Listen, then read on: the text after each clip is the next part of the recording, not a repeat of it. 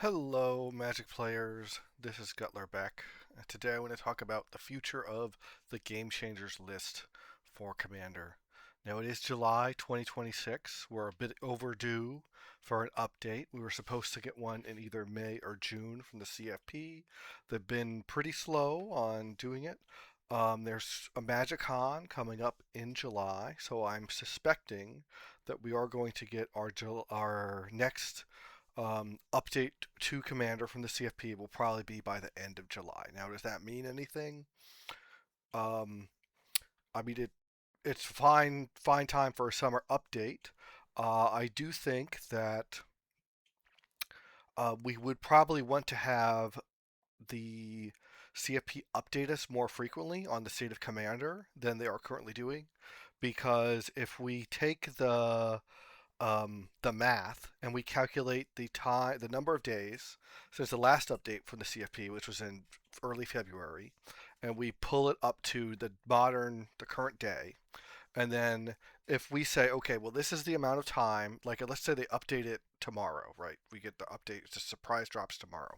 Um, the update, the next update to if we said, okay, well, the amount of time between February 9th and today, uh, in the middle of July, is that amount of time, if we added it to July, would actually put us at right around the beginning of January, end of December.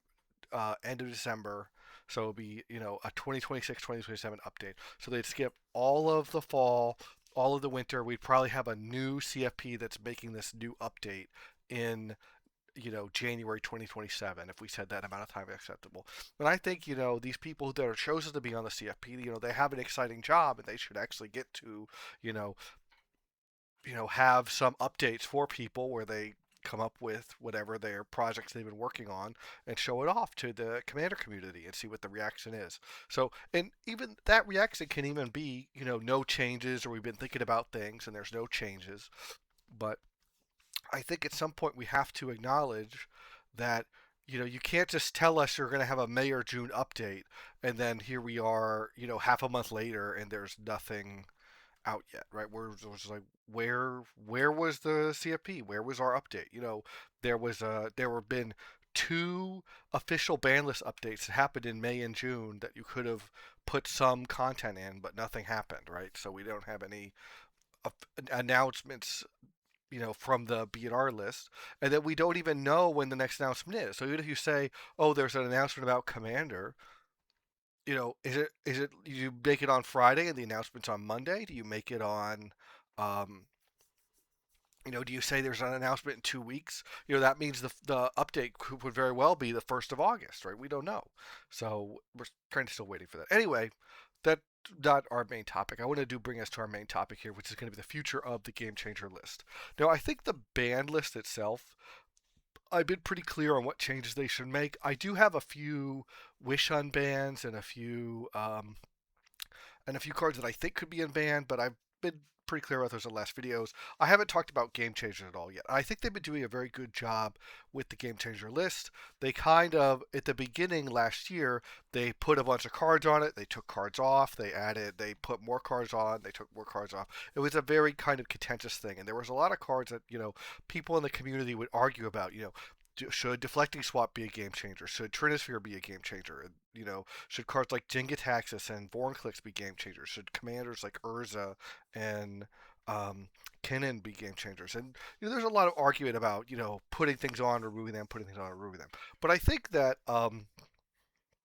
it's been pretty stable. Most of the critiques that I've heard of it have been from content creators are like, why is Ad Nauseum on here? Because Ad Nauseum is like, it's only a CDH card.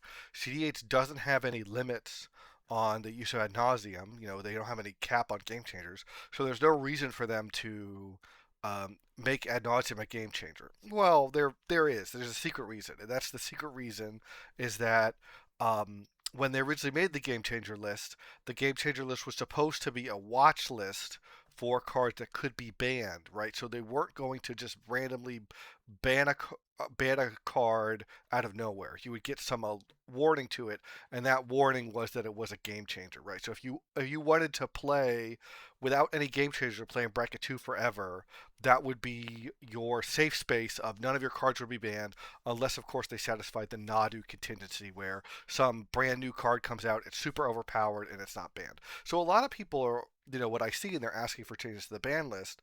They're asking for um, oh, here's a card that's not a game changer. We should just ban it. It's like that's not going to happen. Like they're not going to undermine the system that they created to say that these are cards are game changers, and then these are the cards that can be banned, and then just ban like a bunch of weird cards that people want banned for CDH reasons or other things like that. But um, but anyway, back to the topic of the game changer list. There's been critique of cards like Ad Nauseum and others that are on there because they're primarily used in CDH, like things like Thoracle and Underworld Breach. These are Orcish Bowmasters. These are cards that really only have homes in CDH, right? They're not. You're not. No one's just jamming them in, bracket three decks or bracket four decks just for fun. They're CDH cards. Well, part of the reason is, remember, it is a watch list. So the point of having Ad Nauseum on the game changer list is that if they decide to ban Ad Nause in the future, it's not a surprise, right? It's been a game changer, and then enough people complained about it, and then they went, "Oh, okay, can be banned," right? So I think that's the critique of it. But I haven't heard a lot of critique of what I want for the game changer list is I want a couple more additions, and I want a couple of removals. So when I look at the list, the cards that I want to see um, removed from the list are starters are going to be the cards that have been unbanned and have very low play rate. These are going to be your Coalition Victory, your Panoptic Mirror, and your Biorhythm. Those are the top three that I think could be unbanned. Now, do I think that there are cards um, that are too strong for bracket two? No, I think there's like these are supposed to be slow games where where you can just have a telegraph finish. And I think that like a telegraph if a card like Craterhoof Behemoth, you have 10 elf tokens and you play a Craterhoof Behemoth, that's bracket 2 appropriate. I feel like Biorhythm is also bracket 2 appropriate, right? I have 10 elf tokens, I play the Biorhythm, everyone goes to 2 health and I attack them with tokens and then they die, right? That's to me that's the same thing. It doesn't I guess there's the chance of, oh, I gained infinite life, right? I can't die to Craterhoof, but I could die to Biorhythm. Like there's a very slim set of things. So I think that I'm okay with Biorhythm in bracket two. I'm okay with Coalition Victory play. I mean, it is sort of telegraphed. It's the I have a bunch of mana. I have all my land types. I have a 5-color commander. You play it. Does it have a removal check? Yes, but I don't think it's going to be the kind of thing where we haven't seen people in bracket three rushing to play it, which should be where it's good. I don't think people in bracket two are going to I don't think the play rate is going to 10x if it gets permitted in bracket two. I think it's just going to fall off and be there. And Panoptic Mirror, the last one. Panoptic Mirror's strongest combos involve imprinting time magic on it to take infinite turns, or they are about imprinting mass land destruction or mass destruction on it to just constantly clear lands and creatures, every turn, right? You put something that, destroys all lands and destroys all creatures on it, and it just, continually blows up everything. Those are already the bracket system already takes care of those, and they're not those aren't cards we see played in bracket two. And even if they were, like, you could play time magic in bracket two, but you're not supposed to be engaging in turn looping, which is the whole point of Panoptic Mirror, right? So I don't think Panoptic Mirror is also going to see 10x a play rate if it goes into bracket two. I think people are just going to put whatever wacky fun card they want on it, like Tidings or Disrupt Decorum, or whatever they want.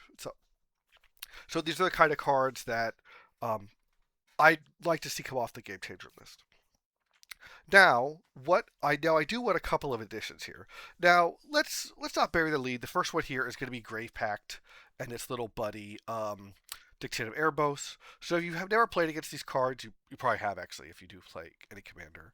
Um, these cards have they give a death trigger to creatures that are you control, and then they basically make every creature you control into an addict effect.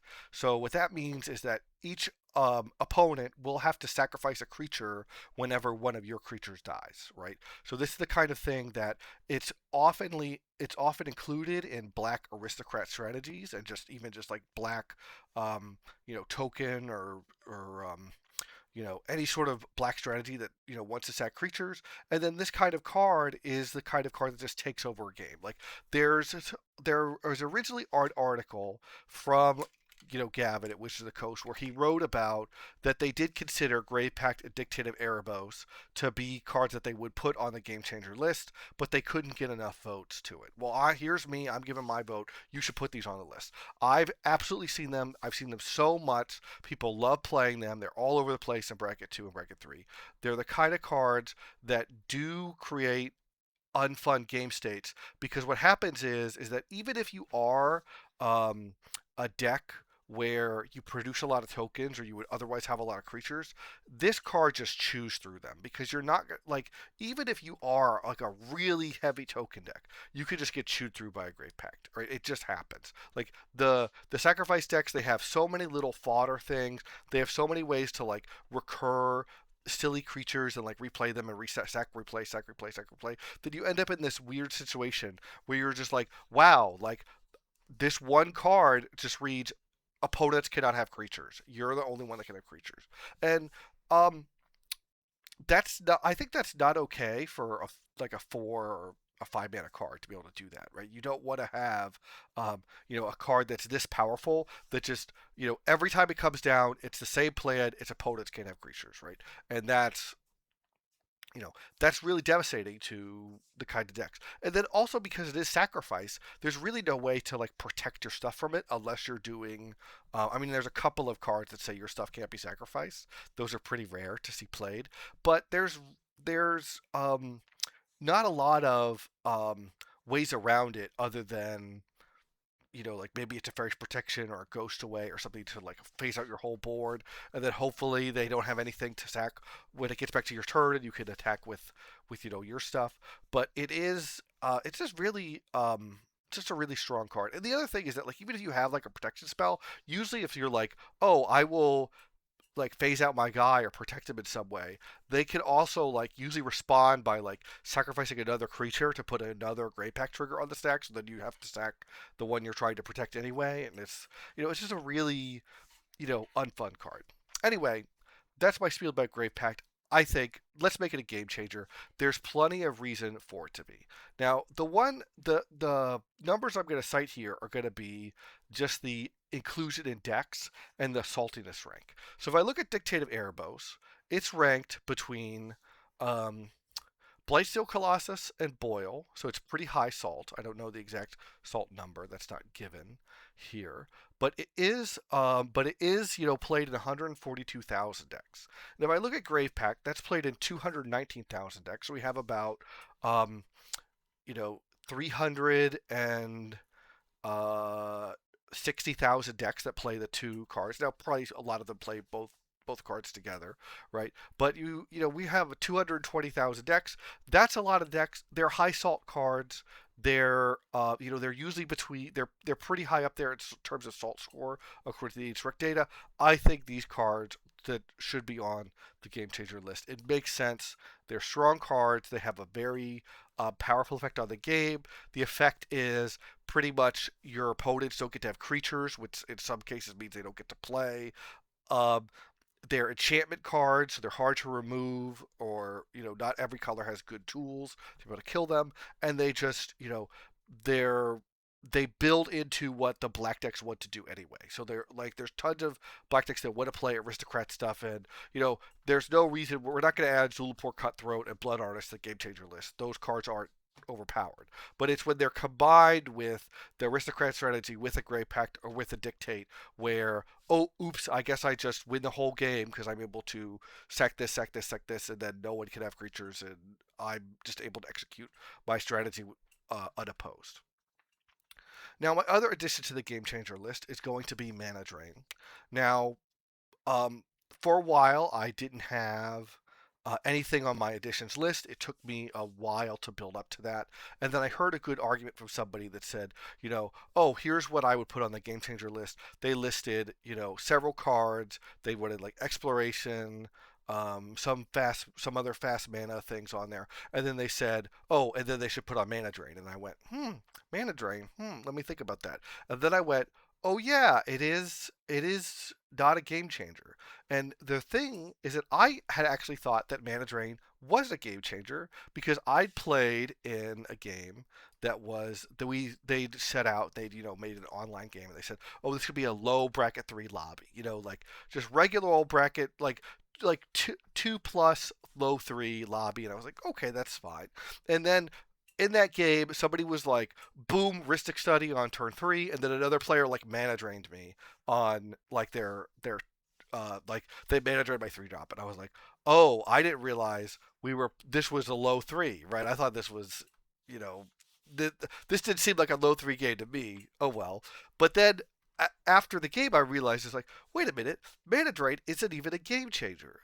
That's weird. This is a card that is even has a higher salt score than Dictative Erebos. It's between Deadpool and Blightsteel Colossus, which are both pretty salty cards, and it has a crazy high play rate. It's played in 660,000 decks, right? That's a huge amount of decks. That's probably more than Force of Will. Let me check the play stats here in just a sec. Um, I think I'm going the wrong direction because it's um.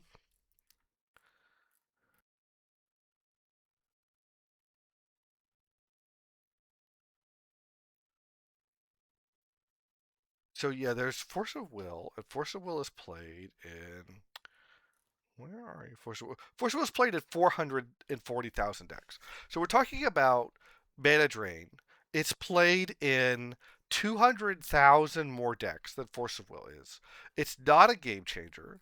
It's also an expensive card. It's $70, which is basically the same price as Force of Will, right? And we're saying that it's appropriate for bracket 2, and I think there's no way it's appropriate for bracket 2. It's Mana Drain, right? It's a kind of card where I know there are situations where you can play Mana Drain and you don't get to spend the mana, right? You counter their 4 drop and you get back to your turn and you're just like, I don't have anything to spend 4 colors on. Kind of a waste, right? But Mana Drain is usually a great card. It incentivizes just spike countering somebody so you can get some mana, right? You don't even care what they're casting or how good it is. You're just like, oh, it's a 5 mana spell, counter it, go back to my turn, use that 5 mana, play this, leave some open. It's the kind of, so it promotes unfun, irresponsible use of counter magic, right? Um, it's also played a ton, right?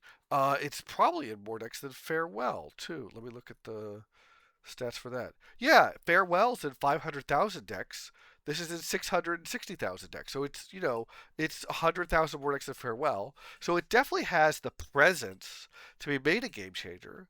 And there's a lot of cards that are on the game changer list already that have lower salt scores, right? Like Consecrated Sphinx, Underworld Breach, Seaboard Muse. These cards have much less presence than Mana Drain does. Mana Drain is present in way more decks, and it's a saltier card. Necropotence is lower salt. Bolas Citadel is lower salt. These are the kind of cards where I think Mana Drain absolutely does deserve to be on the Game Changer list. I wish I had a copy here to show you. I don't have a copy of Mana Drain, that I have available. But it is absolutely a card that I do think does belong in the Game Changer list, along with Great Pact and Dictative Erebos, and that we should have those removals of the of Panoptic Mirror, Biorhythm, and Coalition Victory. They've been unbanned for a while. They're not really, people aren't rushing to jam them in decks. They're saying very low play rate. There's no reason to like keep them on the list and say, oh, Biorhythm, it's such a game changer. It's like, no, it just does the same thing Hoof does, right? It's fine. Um, so anyway, that's my take.